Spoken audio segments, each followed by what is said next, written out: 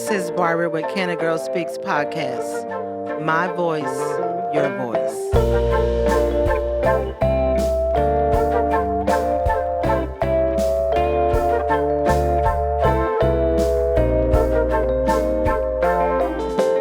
Good evening, everybody. This is Barbara with the Cana Girl Speaks podcast, and I always open up saying how excited I am for recording another podcast. Also, I'm excited for those that always listen, for those that always view the podcast on social media, YouTube, and just always just supporting the Cana Girl Speaks podcast. Just thank you, thank you, thank you. But on this evening, I have a young lady that I wanted to bring on to share a little bit about her story. And so I'm going to have her introduce herself to those that are watching and those that are listening on the podcast links. So without further ado, I'm going to introduce to you Miss Shunda Bradley. Hello, ma'am. Hello, everyone. My name is Shunda Bradley. I am a resident born and raised here in Corsicana. Graduated the class of 1990. Yay. They're babies. 1990, babies. Yes. And I'm just glad to be here. Glad to be here. So Why don't you tell those that are watching and those that are listening a little bit more about yourself. You know, do you have any kids? Do you have grandkids? Because I know you have grandkids. I have 5 kids, 2 that I've raised, so that makes 7. And I'm now at 19 grandkids. 19? Oh, my goodness. 19. And I don't mind saying my age, and I'm only 50. Yes, I have 19 grandkids. So have you had them all at one time? No, and I never will. It's not going to happen. Not going to happen. I want my sanity. Yeah, you want to keep your sanity? So you own your own business, correct? Yes, I now have a business. It's called Davies Forever 20. It's in honor of my son, who I lost April the 24th of 2021. Okay, and so what kind of business is that?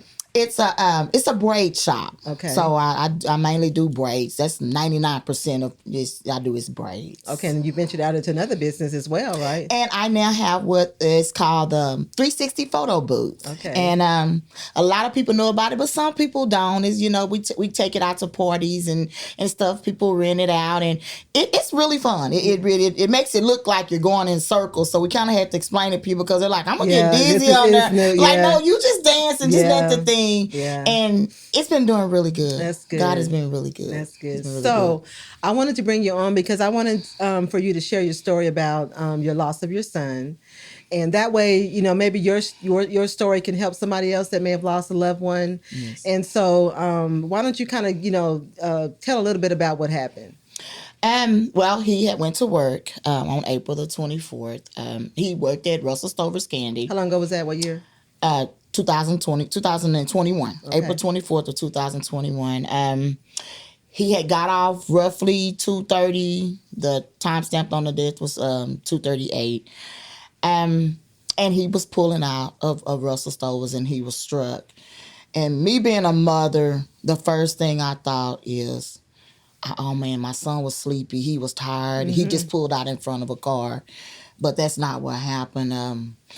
The guy who was driving the other vehicle, he was intoxicated. Not only was he intoxicated, but he didn't have any headlights on. And for anybody who knows where Russell Stover's is, and that time of the morning, and that morning, it was so foggy. Mm-hmm. I remember you really couldn't see. So, like I said, he didn't have on headlights. My son did not see him. He pulled out. Mm-hmm. And even though God took my son, I thank God that he took him instantly. Yeah. He didn't suffer. Yeah. It was instant. But the guy at the time, no, he was not. And I want to kind of make people aware about the judicial system. We don't agree with it, a lot of things, because I didn't. I was upset. Why is he not arrested?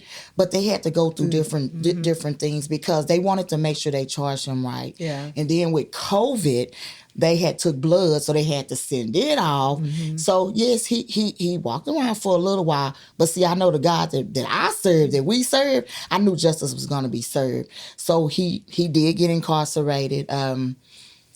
He stayed in there for a year, and the day of the death of it was a year later, April the 24th of 2022, which was a Sunday. That was the day of the death. That very next day, we had to go to court. Mm-hmm. And it's like I relived the whole thing. I saw stuff and heard stuff in the court that quite naturally I didn't get to see or hear out there. And God is awesome. He knew what I could take. So I couldn't even make it to the scene that night. By the time I got, they said, well, they had already took him. And my kids was like, Mom, that's something that you didn't want to see. And I thought at the time that I did. Yeah. But no, I didn't. And I had to go back and say, God, I thank you. He was protecting me. He knew. God knew what I could take, and I couldn't take that. Yeah. So now my thing is, what I tell people, I'm not gonna say don't drink. I drink socially. I do. But drinking and driving, even when we had my son's balloon release, it was so many people out there when we went to the grave, and I told them, I will be the person that y'all will get mad at, because if we're in a setting and I see you drinking and you think that I'm going to get up and let you walk out, I'm not doing it. Yeah. I promise you. I will call the police myself. I'd rather see you go to jail right then and there than for to take an innocent person's life. And my baby, just innocent. How old was he? He was 20. He was and 20. He was 20. So, do you find yourself? You think you'll be an advocate for, mothers against drunk driving? Yes. Just that kind of. In the beginning, I didn't, but you know what? People always. It's like somehow they're drawn to me now. Mm-hmm. I get so many people that'll just come up in the shop. Well, Shunda, I need to talk to you, and I talk so much, and sometimes I'll be, Shunda, now get out them people business, and then God will say no. And I have to be obedient to his word. Yeah. So when he tell me something, they be like, Shunda, I understand. And I did join Mothers Against Drunk Drivers. They help a lot. Those women tough. Well, yeah, I know they tough. And that organization been around a long time. They don't play. Yeah. They stayed in there with me throughout the whole thing. Oh, so they were there with you in the trial? No, we was emailing and talking. Okay. They was like, we need to come. I said, no. Yeah. Because we don't mind. So, but they're awesome. So did you have to testify at the court during the trial? Yes, I did. What did you do? What kind of? They just wanted me. This was after they had sentenced him. The impact statement. Mm-hmm. So how were you with that? It was hard. But I had already forgiven the guy who did it, because I had to, because it started consuming me, taking it out on me. I was angry. I was real angry. And God had kept telling me, Shunda, you got to forgive him. And I was like, God, now I might do a lot of things that you want me to do. But this one right here, God, I can't do this. He took my son from me. Yeah. And God woke me up at 2-something in the morning. And I had to stand up and I had to forgive Timothy Russell for taking my son. And when I saw him, I didn't know how I was going to react. Mm-hmm. And I looked at him. And I had to go back and talk to my pastor, because what I felt, I thought it was wrong. But I feel sorry for him. Yeah. And I'm like, my pastor say, yeah. And I find myself a lot of times praying for him. Yeah. Praying for him. Because when I saw him, now to me, it seemed like he didn't have remorse, but the child of God that I am, I had to forgive him. Yeah. I had to forgive him. So do you think you'll write a book about, your experience? I want to. I really want to write a book. Yeah. Because I want to help people. Yeah. That's what I want to do. And my pastor used to always tell me, you are a nourishing person. This was before Davies. People are drawn to you. You're just nourishing. And now I'm seeing it. Because there's times when people come in the shop and I see them coming, I'll be like, oh, Lord. It's some been times where we have we have cried in there. We have laughed. We have joked. But that's my peaceful place. Yeah. It's like I can feel Davies in there. So what kind of legacy do you want those that remember him? What kind of legacy you want to leave? You want him to, people to know about him. He was God-fearing. Oh God, he loved God. And his favorite thing that he said that's on his headstone is faith of a mustard seed. Because see, he was at Russell Stover's spreading the word at 20 years old. And I'm going to tell y'all something else he did at 19 that you don't find 19-year-olds doing. I had insurance on him myself. Mm-hmm. But at 19 years old, this kid had went and got his own policy.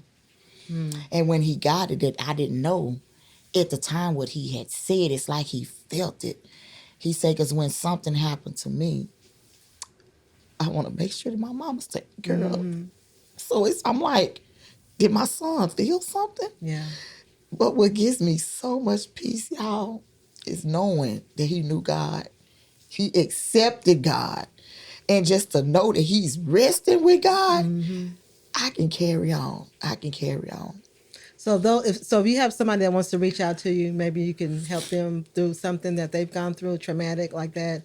How can they reach out to you? How can they get a hold of you? Oh, you can always reach me on Facebook. I'm on Facebook, Shunda Bradley. I don't mind putting my number. My phone number is 903-851-6225. My location, Davis Forever 20, is 1019 GW Jackson. Y'all don't laugh at me when I say this. I do have a phone number in my shop. Girl, I don't even know it. It be ringing and my customers be saying, your phone ringing. I be like, what phone? But y'all can reach me anytime. I've had people call me in the middle of the night. I get up. Okay. I just feel that's my calling right now. Yeah, that is your calling. I really do. And so, she'll be there for you, so, I'd suggest if you're going through something, reach out to her if you want somebody to talk to. I know she will, she'll talk to you. I know she won't share any information that you share with her. No. And so I want to say, I wanted you to come on and just share your story because, like you said, you never know who you might touch. That's right. And so I want to say thank you for coming on. Thank you for having me. I'm excited. So I always give my guests an opportunity to give a shout out to anybody I'd like to give a shout out to. So why don't you give a shout out? Okay, first I'm going to give a shout out first and foremost to God. And then to my pastor and wife, Pastor A.E. Smith of Straightway Missionary Baptist Church. And my beautiful children, which is... You going to name them all? Yes. Okay, go ahead and name them all. Timothy is my oldest. Then we have Latika, Andrea, Megan, and Davis is one that's deceased. He was my baby biological child. And then Kayla and Jalen. Okay, you can't do all the grandkids. Oh. I'm 19. She got 19 and grandkids. 19 grandkids, y'all. So, hey, if y'all want some, I got some for you. And give a plug for your business. Just because somebody want to get your hair braided. Or, Davis Forever 20. Yes, come see me. And you know what? You don't even have to come get your hair done. Just come see me. Come talk to me. I really like for people to come talk to me. We have fun in there. Yeah. We really do. It's a nice shop. It's a beautiful GW shop. Jackson. It's in honor of my son. His favorite colors was red and black. So I made it red and black. I have his replica of his Mustang. I have his pictures. Y'all just come by and see me. I'm for real. I just love people. Yeah. I love everybody. And she also is a good speaker, y'all. I got a chance to hear her speak about a week ago. So she did an awesome job. Job. I thank you for coming. Just looking at that, I was like, that meant a lot for you to be there. She did good, y'all. She did real good. Thank you. And so, like I said, thank you for coming on and just shout out to you, sharing to this community. Thank you. Have to shout out to you. You're awesome. Thank you. You ever want to know anything? See me. I hit her inbox in a minute. Uh-huh. So, to those that always support the Cana Girl Speaks podcast, thank you. Thank you for watching on YouTube. Thank you for listening to all the the stories that we share, because it's all about sharing, motivating, empowering. That's what the podcast is about. So I just want to say thank you again, and y'all have an awesome week. Good evening. Have a good evening. This is a Legacy Recording Studio production.